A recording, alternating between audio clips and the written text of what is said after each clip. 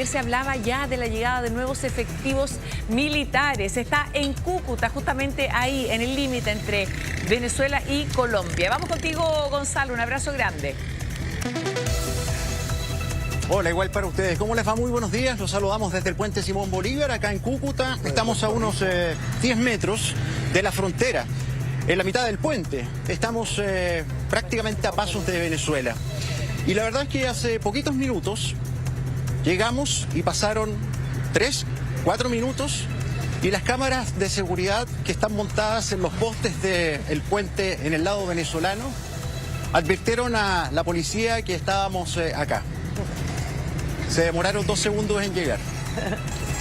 Nos preguntaron qué estábamos haciendo y empezaron a tomarnos fotos y a grabarnos de manera muy intimidante.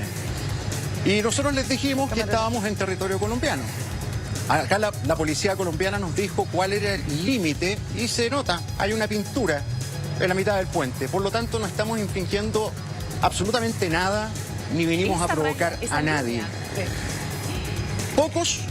Sí, claro, estamos 10 metros en territorio colombiano, no pueden entrar. Imagínate que uno de los policías le dice a Sergio Erazo, a nuestro camarógrafo, venga para acá, a ver si pisaba el palito. Claro, iba para allá y lo toman detenido.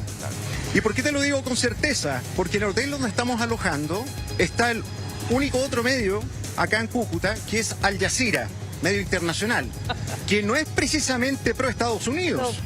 Es un medio que es contradictorio a Estados Unidos. Y estaban acá mismo, pero tuvieron el error de pasar ese límite y los tuvieron 3 horas detenidos. Y ellos nos advirtieron, ojo, ojo, porque están muy quisquillosos. Perfecto, dijimos nosotros, no nos vamos a mover de esta línea. Y luego de todo lo que nos hicieron, de grabarnos y todo eso, a los pocos minutos llega un motociclista de civil y nos viene a advertir, muchachos, pesquen sus cosas y váyanse lo antes posible de acá y no se metan en problemas. Nosotros dijimos, bueno, un venezolano que nos viene a dar un consejo, pero no. El productor, que es colombiano, que anda con nosotros, nos dice, ojo, ese tipo es de los colectivos chavistas. O sea, es parte de la milicia armada que trabaja para los venezolanos.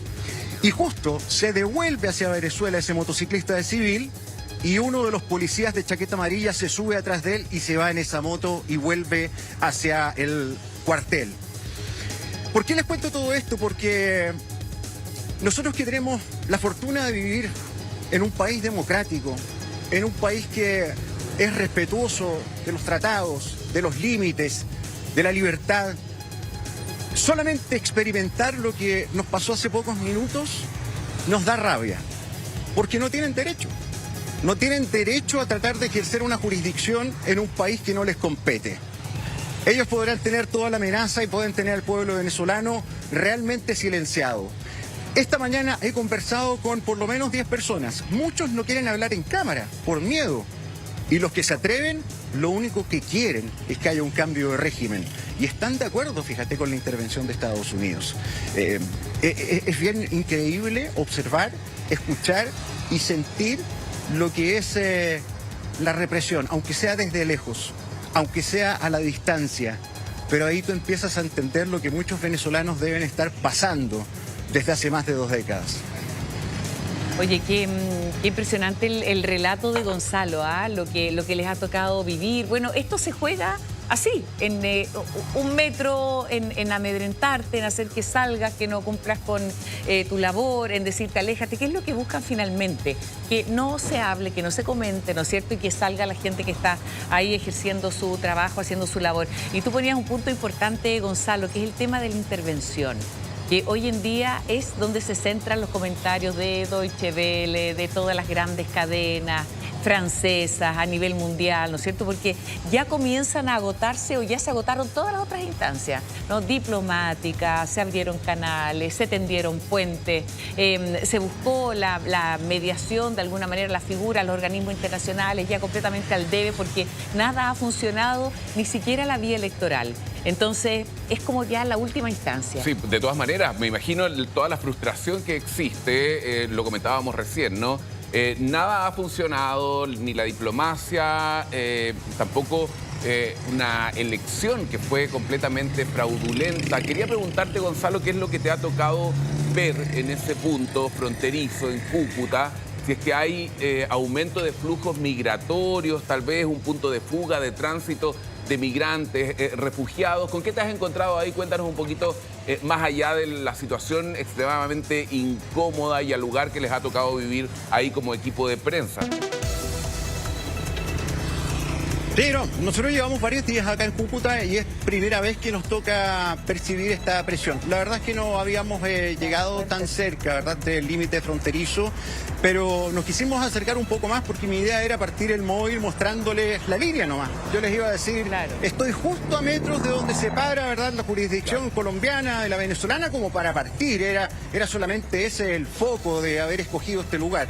Y es primera vez que se nos vienen encima, por decirlo de alguna manera. No fueron violentos, ni mucho menos, pero sí intimidantes con todas las imágenes que le mostré. Ahora, lo que tú preguntas, Karim, bueno, acá hay un flujo constante. Viene mucho venezolano acá, al otro lado del puente. Conversé recién con uno de ellos y me decía, yo vengo a hacerme mi tratamiento de salud. En Venezuela no hay salud. Hay otros que traen a sus niños al colegio, porque allá no tienen raciones alimenticias. Esos son los testimonios de los venezolanos que cruzan desde la ciudad de San Antonio, que está al otro lado del puente a 200 metros, y vienen acá a Cúcuta a comprar comida, a comprar material de aseo.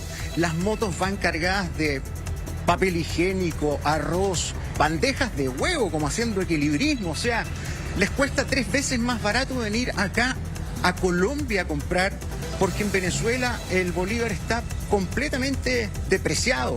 Tienen que ir prácticamente con un saco de billetes para comprar algo a un precio que para ellos es inalcanzable. Eso es lo que podemos observar. Y lo otro es que durante el fin de semana, hoy escuchaba los titulares de las radios locales y la principal radio informativa comenzaba su reporte con un puente lleno de terrorismo. El puente le dicen ellos al fin de semana largo. Nosotros fuimos testigos muy cerca nuestro, acá en Cúcuta. Claro, hubo un triple atentado explosivo. Murieron 2 policías, les tiraron granadas mientras pasaban en sus motos. Otro hecho parecido pasó en otra zona de Colombia, en el Cauca. En otro punto también lo mismo. Y todo esto por la guerrilla del Ejército de Liberación Nacional. ¿Qué tiene que ver todo eso? Tal vez, pero asociando temas. La guerrilla está estrechamente relacionada con el narcotráfico y los grupos organizados criminales. ¿Cuál es la justificación de Donald Trump para hacer lo que está haciendo? Detener el flujo narcotraficante. Y una de las grandes preguntas que uno se hace es, ¿por qué la fijación con Venezuela? ¿Por qué la fijación con Nicolás Maduro? ¿Qué pasa con Colombia, en el país que estamos, donde se produce la mayoría de la cocaína? ¿Qué pasa, por ejemplo, con los narcos submarinos colombianos, que tiene de cabeza a los europeos y especialmente a los españoles, porque llegan toneladas de cocaína vía marítima? No son solamente las narcolanchas. Se abren muchas interrogantes de cuál es la realidad de la justificación del narcotráfico que ha esgrimido Donald Trump para tener esta posición en el Caribe cada vez más masiva, con la llegada de nuevas tropas, con una propaganda increíble. Muchas de las imágenes, además de las que nosotros hemos podido captar, las publican las propias redes sociales del Comando Sur, haciendo gala del despliegue, mostrando los paracaidistas como si fuera una película de Tom Cruise. O sea, realmente el panorama está así. Acá conversamos con la gente de las micros. Todos quieren que esto termine, todos quieren que haya una nueva etapa en Venezuela. Y la gran pregunta es, ¿qué es lo que va a ocurrir?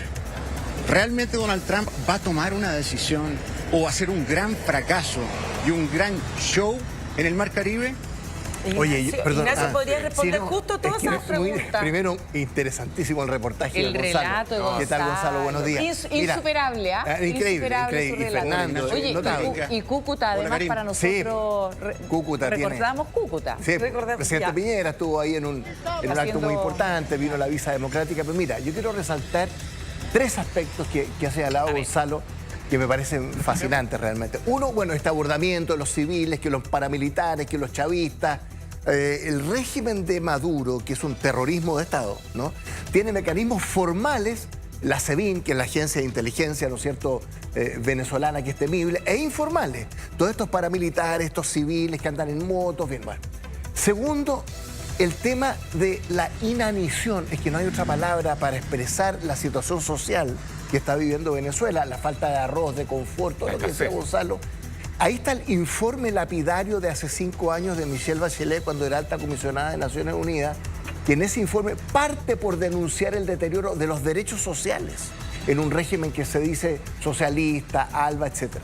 Y tercero, algo que dice Gonzalo, valoremos las libertades que tenemos en Chile, en el resto de América Latina, ¿no es cierto?, frente y en el contraste, ¿no es cierto?, marcado con esta situación que vive Venezuela, que es realmente lamentable, ¿no?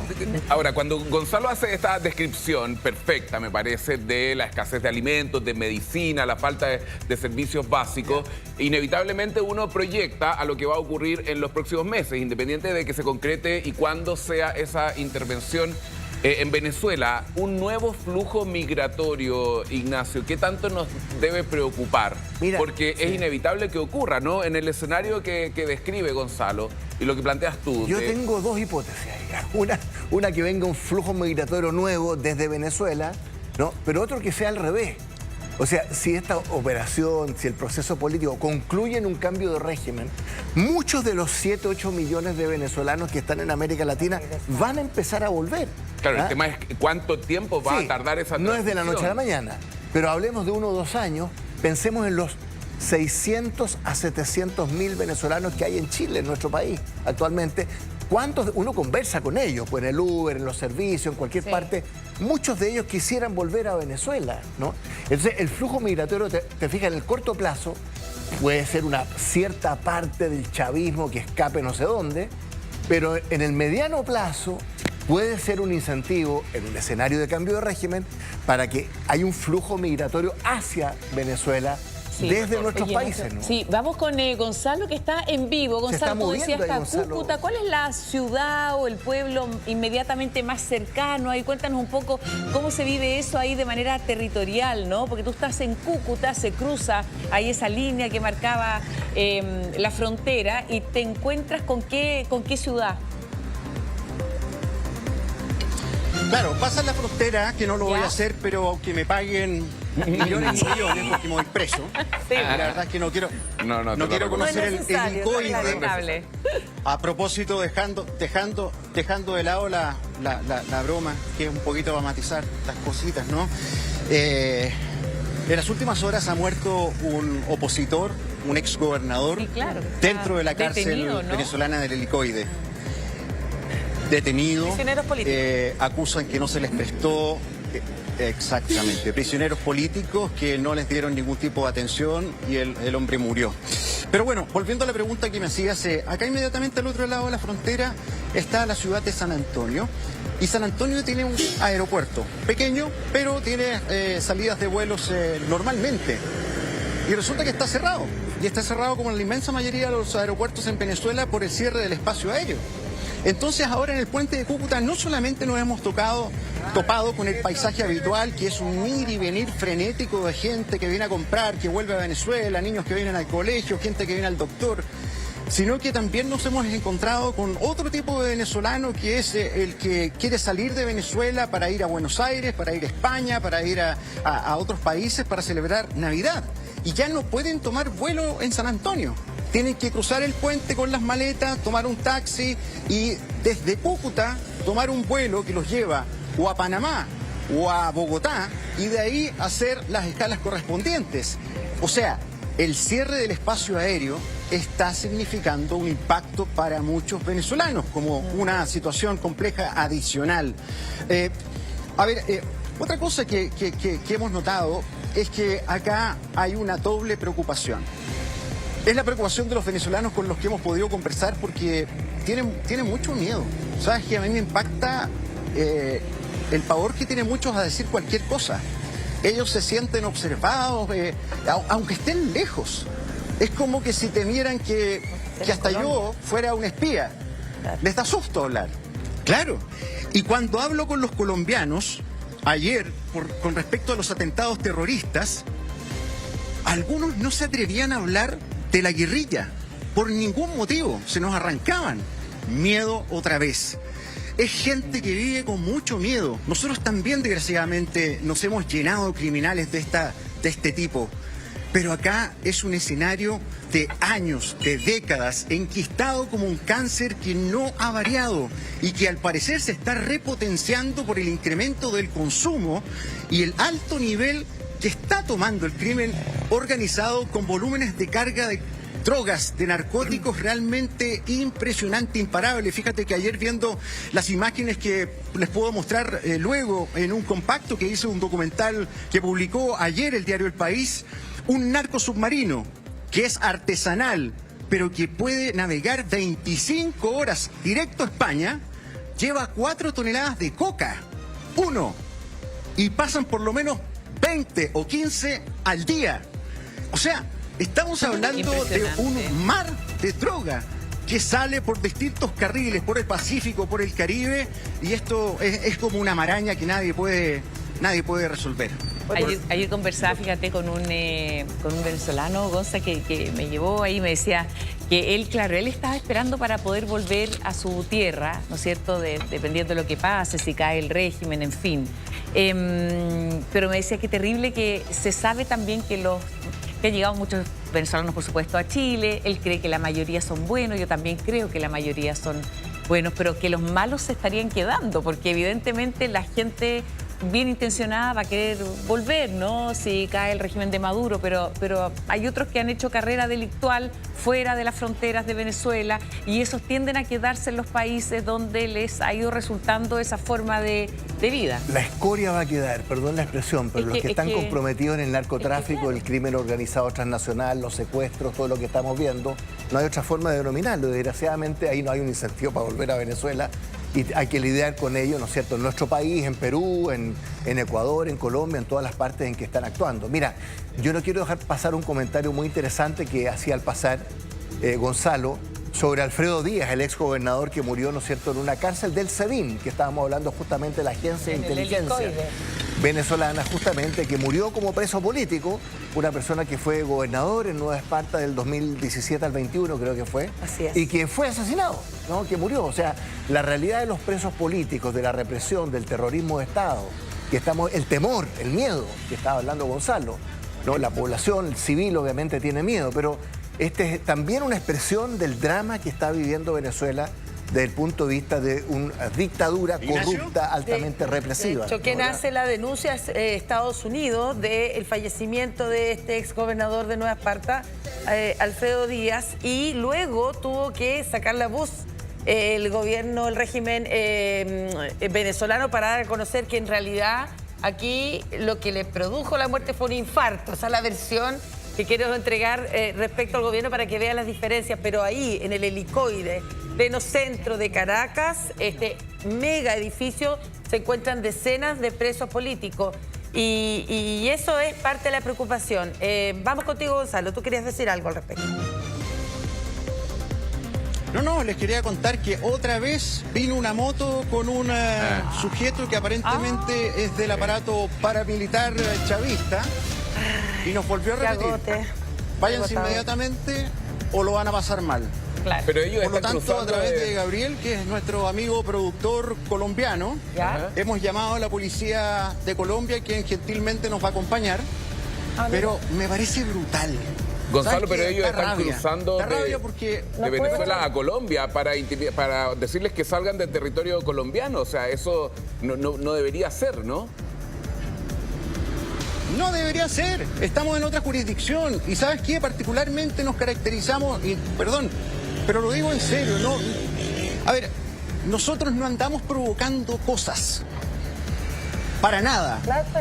Nuestro interés es por ningún motivo meternos a la maleta o hacer una estupidez, pero por ningún motivo. Mostrar. Entonces, da tanta rabia porque uno se pone en el zapato de la gente que está oprimida dentro del territorio venezolano, que a nosotros solamente por el hecho de estar en un puente en territorio colombiano, vienen a intimidarnos. Me parece inaceptable.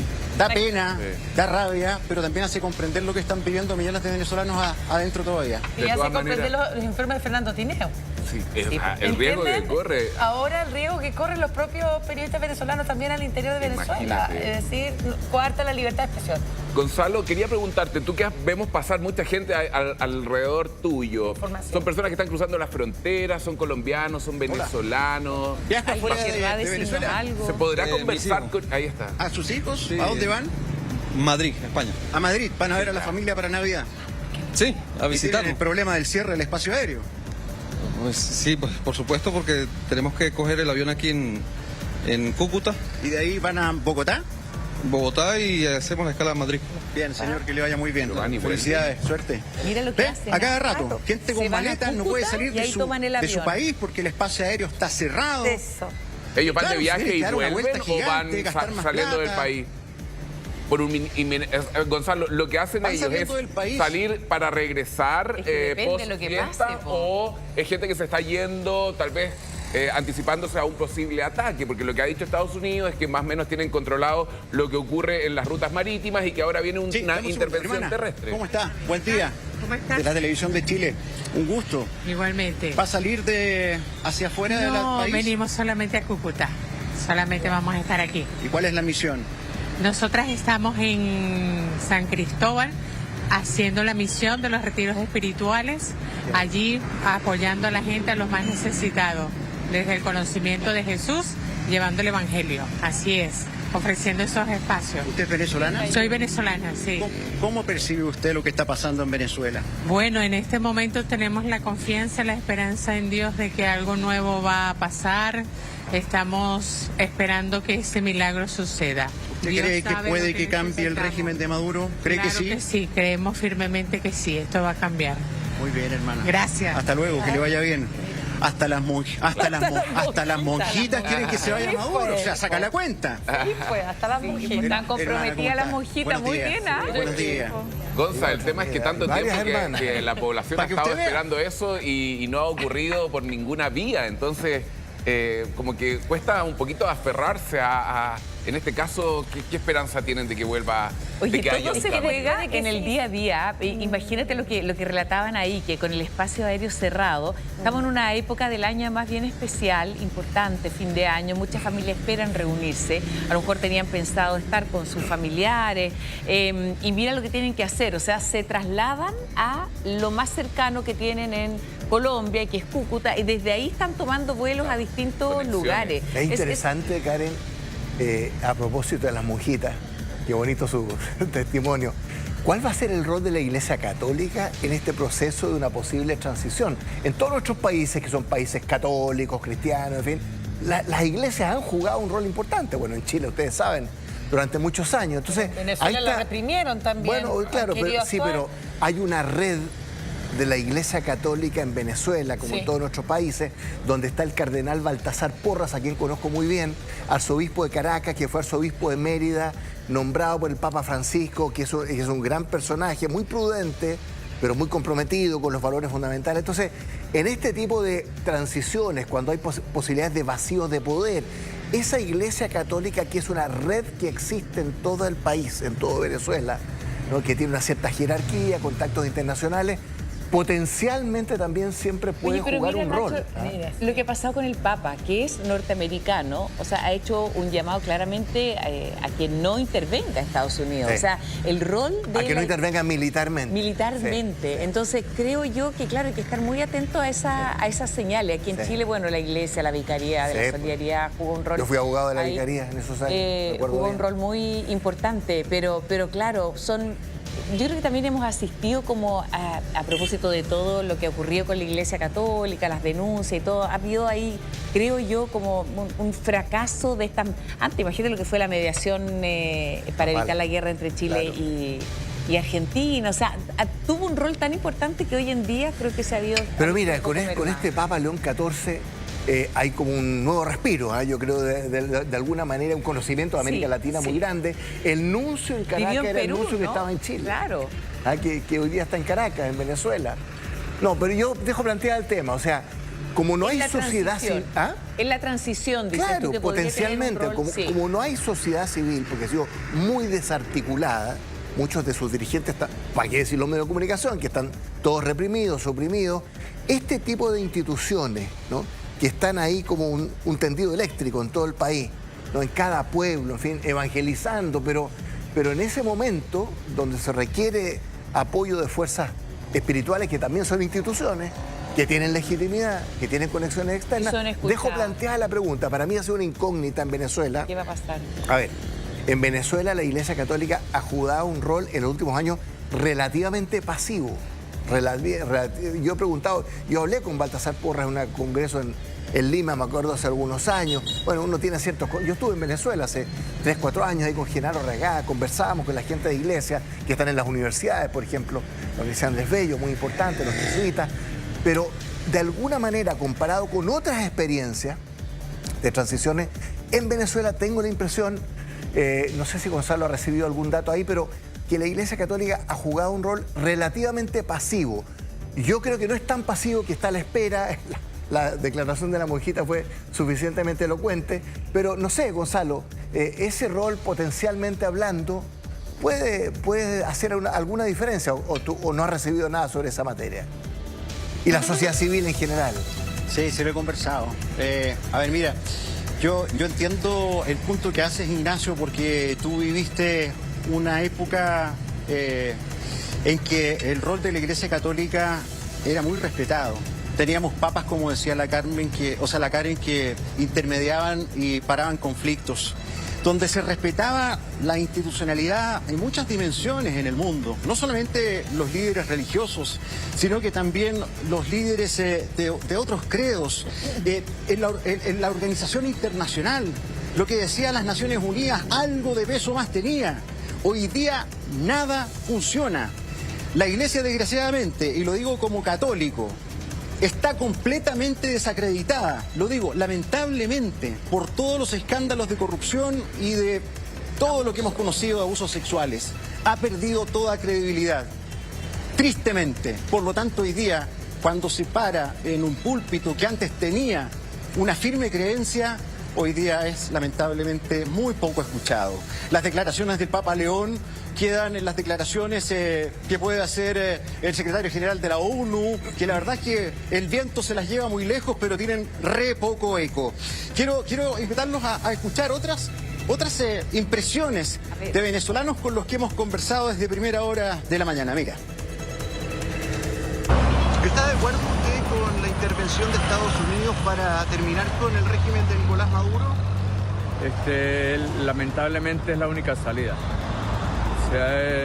Pienso que se ha hecho todo lo diplomático por parte del gobierno de Estados Unidos, y legalmente María Corina Machado ganó, bueno, Edmundo González ganó las elecciones, y bueno, tiene que haber alguien que ponga un orden en el mundo. ¿Usted cree que ese sentimiento es mayoritario en Venezuela, que salga Maduro? Yo pienso que un 90%. Muy bien. Pero venezolano, estoy seguro, completamente seguro. Argentina. Y tienen familia allá, supongo, para pasar la Navidad, ¿sí? ¿Y por qué camino van a utilizar? Porque acá no pueden tomar vuelo directo de Venezuela, ¿cierto? Tienen que ir a Cúcuta para tomar Bogotá y ahí Argentina. Sí. Perfecto. ¿Cómo están las cosas en Venezuela? Muy duras. ¿Están de acuerdo con que Estados Unidos trate de votar a Maduro, no? Bueno, en mi caso sí. En su caso sí, ¿y usted? Por favor. Gracias. La verdad es que se ha hecho énfasis que Venezuela es un país, y los venezolanos un país pacífico. Nadie quiere la guerra, pero efectivamente cuando dicen una de las declaraciones, el 90% de los venezolanos creemos que es la única forma, se ha agotado todo, pero hay que decirlo que más del 70% quiere un cambio de régimen, porque habló en las urnas. Habló en julio del año pasado, y ese resultado donde ganó Edmundo González Urrutia no fue respetado, por eso se habla de dictadura.